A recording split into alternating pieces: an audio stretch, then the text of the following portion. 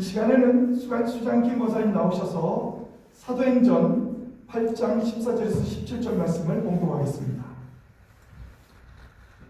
예루살렘에 있는 사도들이 사마리아도 하나님의 말씀을 받았다 함을 듣고 베드로와 요한을 보내매 그들이 내려가서 그들을 위하여 성령 받기를 기도하니 이는 아직 한 사람에게도 성령 내리신 일이 없고 오직 주 예수의 이름으로 세례만 받을 뿐이더라. 이에 두 사도가 그들에게 안수하며 성령을 받는지라. 아멘. 아멘.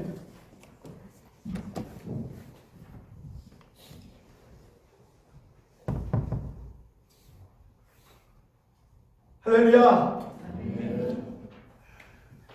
오늘은 복음, 변화를 시키는 능력이 있는 복음에 대한 이야기 함께 나누고자 합니다. 특별히 사도행전 8장 전반적으로 우리가 함께 말씀을 함께 나누고자 합니다. 우리들이 복음을 받아들였다면 우리가 세상 가운데서 행하던 예수님을 알지 못할 때, 하나님을 알지 못할 때 행하던 습관을 버리고 하나님의 은혜 가운데 사는 변화의 능력을 갖게 되었다는 것입니다. 우리가 예수 그리스도를 믿고도 세상 가운데서 살던 그대로 살아간다면 그것은 참 복음을 바르게 받아들인 것이 아닐지도 모릅니다. 오늘 본문에 나오는 마술사 시몬이 그렇게 했습니다. 그는 눈에 보이는 성령의 능력이나 성령의 은사로 인한 기적에만 빠져서 복음을 받아들인 것처럼 보였지만 실제로는 복음을 바르게 받아들이지 못했다는 것입니다. 그러므로 마술사 시몬은 세상에서처럼 돈을 가지고 그가 가지고 있던 돈으로 성령의 능력을 사려고 베드로와 요한에게 요청을 하는 그런 장면이 오늘 성경의 본문에 기록되어 있습니다. 어쩌면 많은 기독교인들이 이와 같은 일들을 하면서도 전혀 깨닫지 못하고 교회에서 헌신한다고 하면서도 자신만이 해야 한다는 잘못된 신앙생활을 하는 것은 아닌지 우리 스스로를 돌아보아야 합니다. 즉 복음은 하나님의 능력을 나타내기 위함이 중심이 아닙니다. 오히려 복음은 하나님께서 우리들을 변화시키는 능력에 초점을 맞추고 있습니다. 우리들이 하나님이 주신 것을 내가 하는 것처럼, 나만이 할 수 있는 것처럼 그렇게 살아가는 것이 아니라 모든 것이 하나님의 은혜요 주님의 은혜라고 고백하는 겸손한 자세로 예수님처럼 나는 온유하고 겸손하니 온유한 마음, 겸손한 마음 가지고 살아야 합니다. 이와 같은 복음은 사마리아인들에게 마술사 시몬에게 집중되었던 것이 오늘 성경을 보니까 이제는 7 집사 중 한 사람이었던 빌립에게로 사마리아인들의 마음이 향하게 되었습니다. 그리고 사마리아인들이 회개하고 세례를 받은 후 거룩한 백성으로 변화된 이후 협력하여 선을 이루는 사건이 일어납니다. 그것은 예수님의 제자들 중 기둥이 되었던 베드로와 요한이 사마리아를 방문하게 되었다는 것입니다. 그리고 그곳에는 성령의 능력이 나타났습니다. 물론 마술사 시몬의 영향으로 많은 사마리아인들이 회개하는 데 도움도 되었을 것입니다. 비록 마술사 시몬이 제대로 된 복음을 받아들이지 못해서 잘못된 생각을 갖고 있을지라도 그로 인한 영향력은 대단했습니다. 그를 오랫동안 의지했던 사마리아인들은 그가 그렇게 능력 있는 마술사였음에도 불구하고 그가 예수 그리스도를 받아들이고 세례를 받는 모습을 보면서 자기들도 회개하고 세례를 받고 예수 그리스도의 복음을 받아들였다는 것입니다.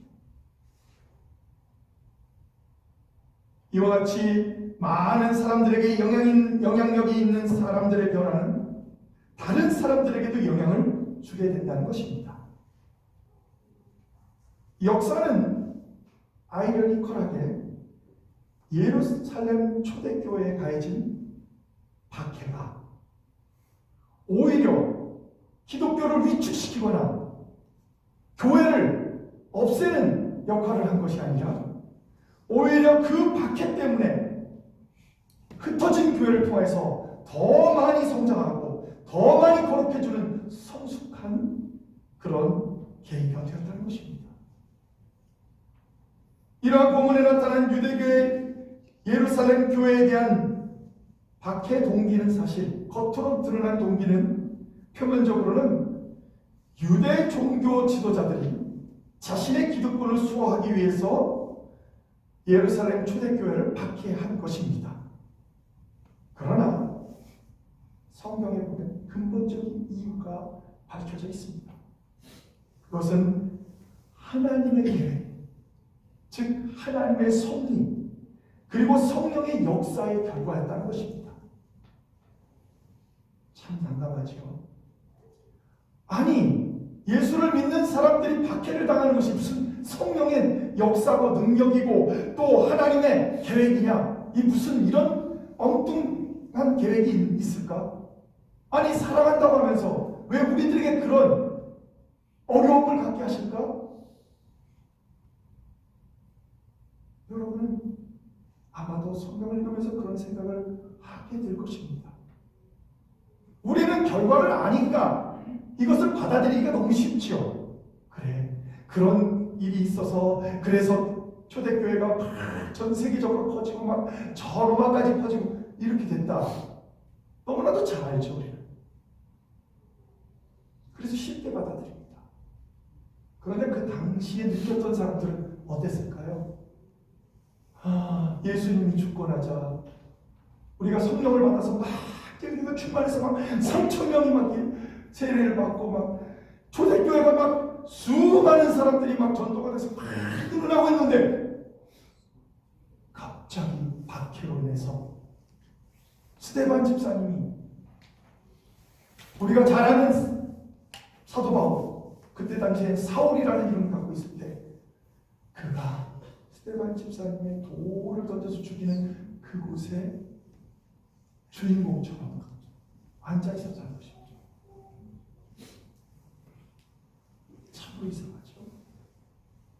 왜 교회가 좀 잘 되려고 그러면 그런 일들이 벌어집니다. 그런데 그것은 교회를 망치는 것이 아닙니다.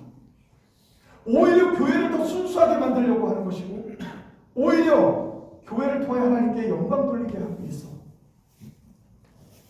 바르게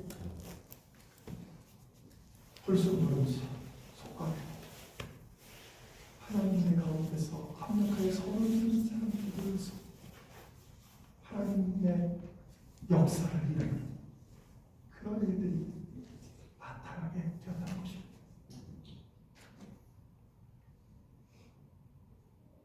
사도행전 1장 8절에 이런 일이 있을 것을 미리 말씀하셨습니다. 오직 성령이 너에게 마시면 너희가 권능을 받고 예루살렘과 온 유대와 사마리아 땅끝까지 이르러 내 증인이 되리라 하시니라. 예수 그리스도의 지상 명령을 수행하지 않았고 현재 상태에 안주하려고 했던 초대교회.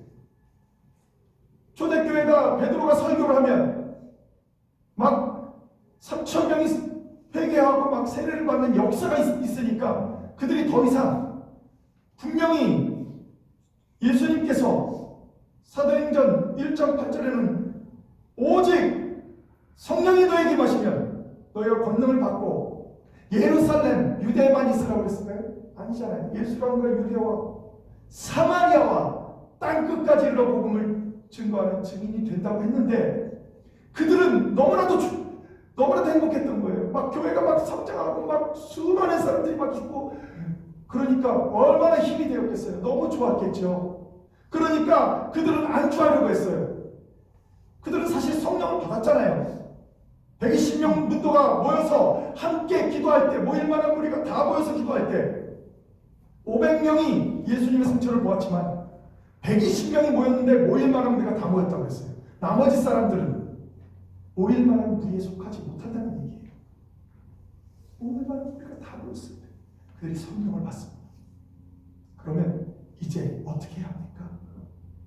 자기들이 개돼지만도 취급을 안 하는 막 사마리아에도 나가서 복음을 전하. 땅끝까지 로마까지 땅끝이라는 건 그때 당시에는 로마를 얘기하는 로마까지 복음을 전해야 되는 거 아닙니까? 그런데 그들은 그렇지 않았어요. 다 그냥 예루살렘에 머물러 있었어요. 그러니까 그렇게 안주하려고 했던 초대교회에 주님은 질책하셨고 이방 세계까지 복음이 전파되게 하시려는 하나님의 계획, 성령의 역사의 결과가 박해였던 것입니다. 그래서 그 박해의 결과로 어떤 일이 벌어졌을까요? 예수 그리스도의 복음이 예루살렘과 유대라는 지역을 벗어나서 그 울타리를 벗어나서 전도로 시작된 이방인의 선교가 선교 중심의 예루살렘 교회에서 여러분이 잘 아는 안티옥 교회로 옮겨진 결과가 나타났습니다. 특별히 교회의 극심한 박해자였던 사울을 하나님께서는 변화시켰습니다. 그리스도 예수는 그를 다메섹 도상에서 만나서 그를 변화시켰습니다. 그래서 그는 선교자의 사명을 가지고 나는 이방인에게 선교하는 선교자로서 그렇게 나서게 되었다는 것입니다. 그러면 박해를 통해서 어떤 의미를 우리는 배울 수 있을까요? 예루살렘 교회의 성도는 박해를 통해서 참된 교회의 모습을 가지게 되었다는 것입니다. 물론 그들이 갖고 있던 모습이 참된 교회가 아니라는 것이 아닙니다. 그런데 하나님이 가장 기뻐하시는 것이 뭡니까? 한 생명이라도 천하보다 귀한 한 생명을 구원하는 것 아닙니까? 그런데 그들은 그것을 그냥 유대인들만 시온 백성이라고 하는 유대인들 안에서만 전도하면 되는 줄 알았던 착각 속에 살았던 것입니다. 이제 그들은 참된 교회의 모습을 갖게 되었습니다. 신앙의 성숙도 가져왔습니다. 그래서 한 걸음 나아가 세상의 불신자들을 선교하는 교회로 변하기 시작했다는 것입니다. 그래서 이제는 예루살렘 교회에 모이는 교회가 되었을 뿐만 아니라 흩어져서 선교하는 교회로도 바뀌었다는 것입니다. 우리도 마찬가지입니다. 교회에 모이면 하나님의 뜻 가운데서 우리가 함께 합력하여 선을 이루어야 하지만 또 우리가 흩어져서 나가면 그 우리가 있는 자리에서 하나님을 알지 못하는 이들에게 하나님의 복음을 입으로 전하는 것이 아니라 여러분의 행동으로 전하면 좋겠습니다. 그래서 그 사람들이 볼 때 그래 예수 믿는 사람은 저렇게 살아야지. 나도 교회를 가야 되겠다. 이렇게 해서 교회로 오는 사람들을 저는 여러 명 만났습니다. 많이 만났습니다. 근데 저는 놀랐습니다.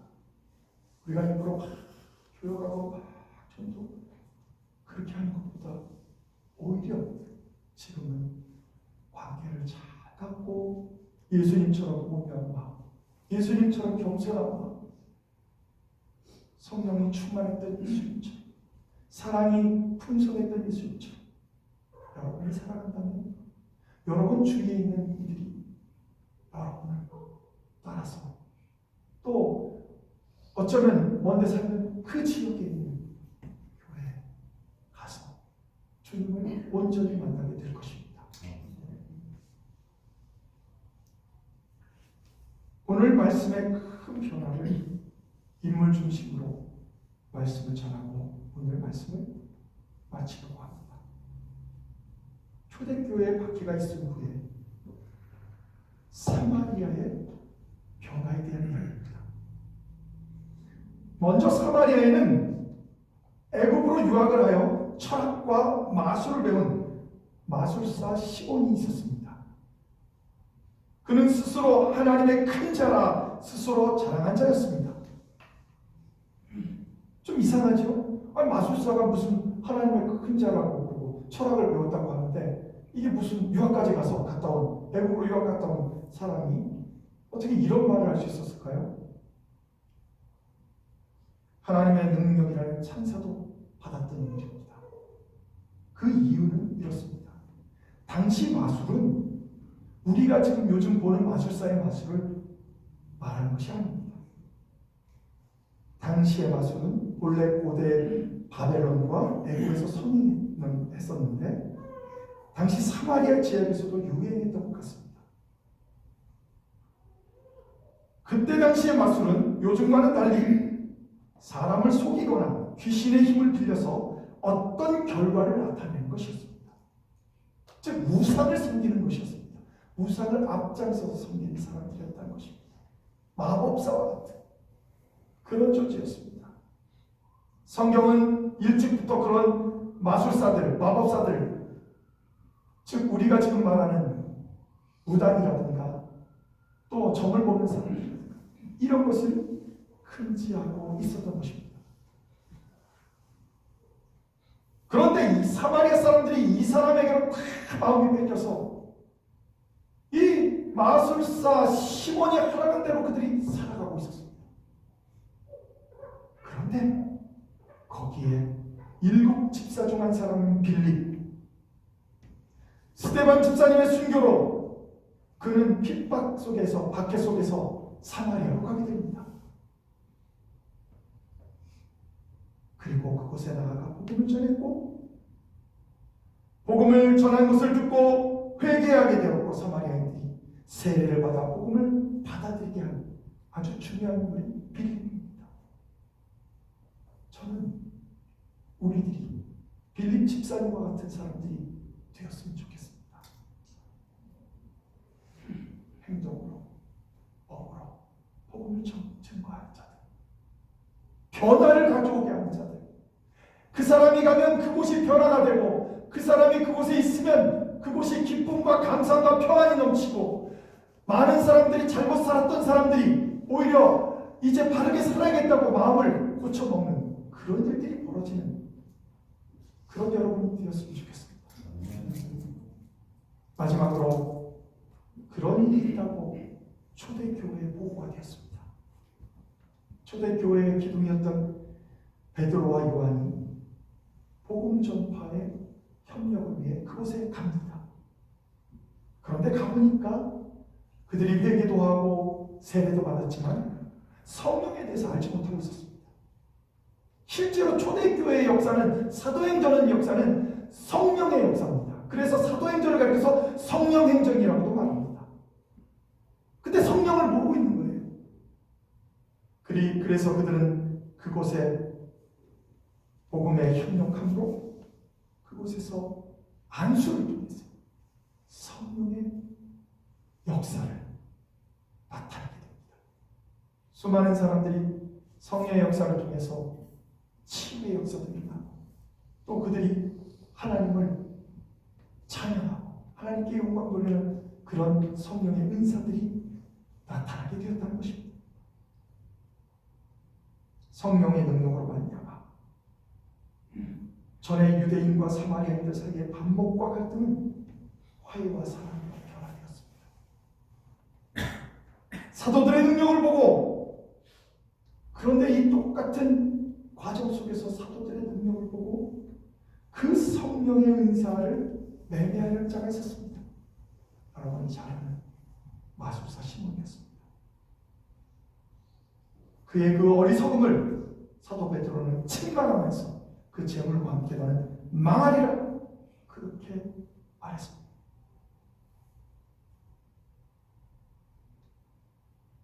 그것은 현재 교회를 다니는 우리들에게도 어쩌면 다른 표현이지만 우리 가운데도 있는 것 같습니다. 전에는 기복신앙의 문제가 되었다면 우리나라 70년대, 80년대 한참 우리는 예수 믿으면 축복받는다, 예수 믿으면 구원을 얻는다, 50년, 60년에 그렇게 했더니 그때 당시의 구원은 큰 돈이었을 겁니다. 그래서 교회로 온 사람들이 있다고 합니다. 2번, 3번, 4번 할 때 구원, 그 구원으로 착각하고 예수 믿으면 구원 받습니다 그랬더니 교회를 가면 구원을 주는 줄 알고 교회로 온 사람들이 있다고 합니다. 그만큼 기복신앙들이 굉장히 퍼져 있던 시대예요. 50년대, 60년대, 70년대, 80년대. 그것이 큰 문제가 되었습니다. 그런데 그 이후에는 어떤 현상이 벌어졌느냐? 이제는 좀 잘 살게 되었습니다. 그러니까 기복신앙은 많이 사라졌습니다. 물론 아직도 병이 낫기 위해서 교회를 찾아오는 사람들도 있지만, 물론 그런 일도 하나님의 계획에 따라, 하나님의 시간에, 하나님의 뜻대로 그것을 이루실 것입니다. 그러나 중요한 것은 그것 때문에 교회를 나온 것이 아니라 우리는 영원한 생명의 구원을 얻는 저 천국 백성이 되기 위해서 교회에 나온 줄 믿습니다. 그런데 요즘은 어떤 현상이 벌어집니다. 이제는 마음의 평안을 갖기 위해서 요가를 통해서 마음의 평안을 얻는 것처럼 교회에 나와서 그냥 마음의 평안을 얻는 거기에 머무르는 이들이 많이 있다는 것입니다. 이것은 하나님이 원하는 복음을 받아들이는 것이 복음을 받아들이는 것이 아닙니다. 기복신앙도 문제가 있지만 윤리적으로 예수를 믿는 것도 문제가 있습니다. 우리는 믿음을 가지고 예수를 믿어야 합니다. 믿음은 바라는 것들의 실상이요 보지 못하는 것들의 증거라고 하고 있습니다.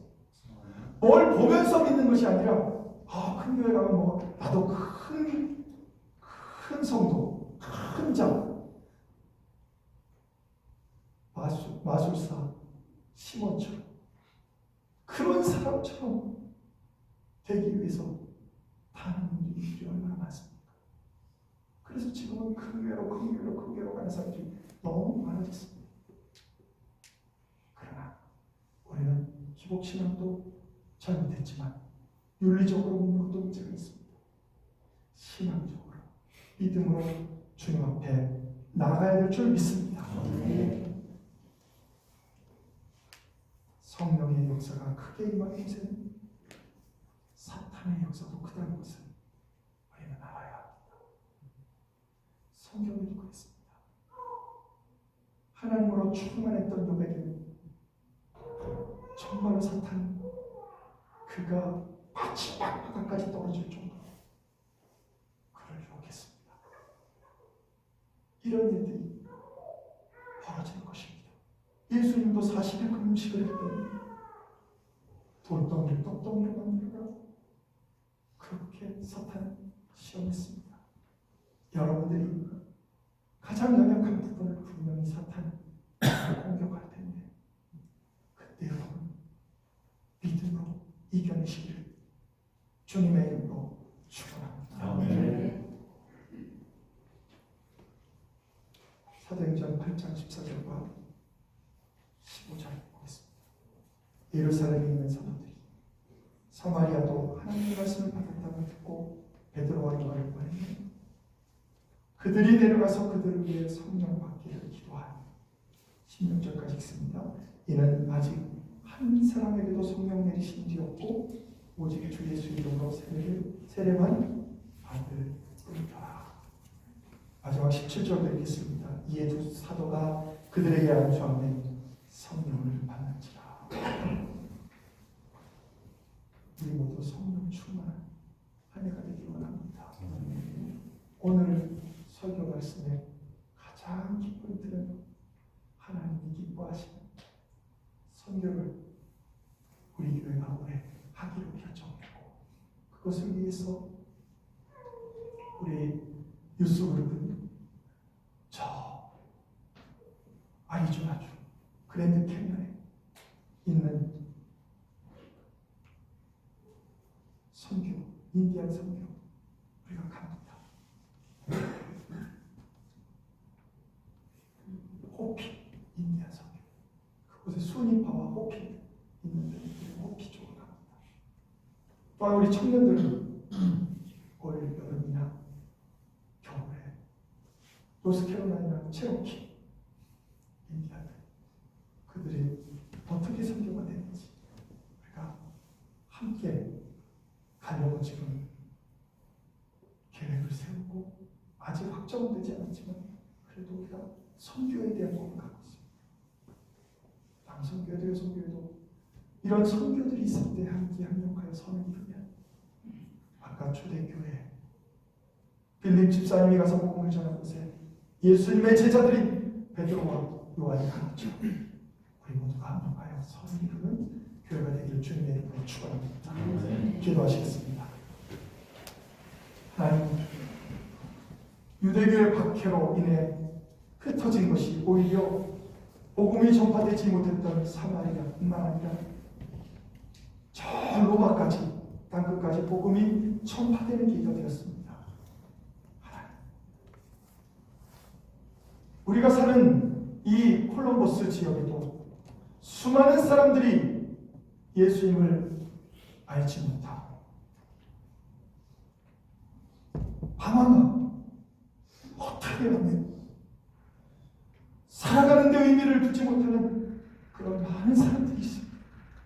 하나님, 그들에게 귀한 복음을 전할 수 있도록 저희들 붙잡아 주시고, 이 시간 찬양과 율동으로 하나님께 영광 돌리는 초등부 학생들과 초등부 선생님들을 주여 주님께서 지켜주시고, 또한 영어 예배를 통해서 하나님께 영광 돌리는 유스그룹의 목사님과 선생님들 위에도 또 학생들 위에도 주님께서 함께하여 주셔서 하나님의 은혜가 이 세 곳에서 드려지는 예배를 통하여 하나님께 영광 돌리는 복된 교회가 되게 하여 주옵소서. 예수 그리스도의 이름으로 간절히 기도합니다. 아멘.